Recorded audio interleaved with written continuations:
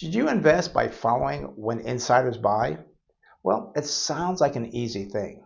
Just do what the insiders do because they obviously know the company pretty well. And if the stock were to drop in value and the insiders commit to purchasing shares, well, it must be a smart investment. Unfortunately, it is not that easy, and there are many other factors involved.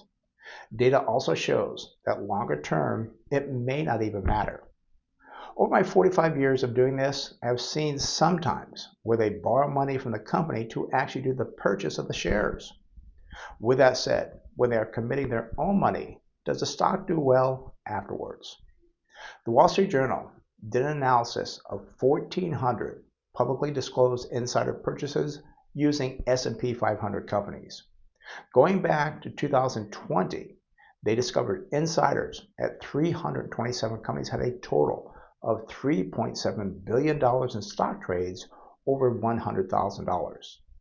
Most of the purchases were completed after a decline for the previous 30 days and produced a median gain of about 2% a month, but then began to decline after that.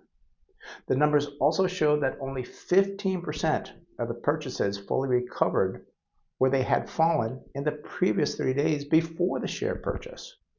It should also be noted that they cannot act on insider information, so if there's something major that can move the stock either up or down, they'd probably go to jail if they were to act upon it.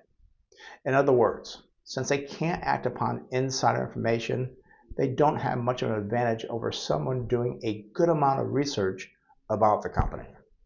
I'm Brent Wilsey with Wilsey Asset Management. If you like these videos, well, be sure to give it a like or comment, and feel free to check out our other YouTube videos and weekly newsletter for the latest economic news, expert analysis, and market insights.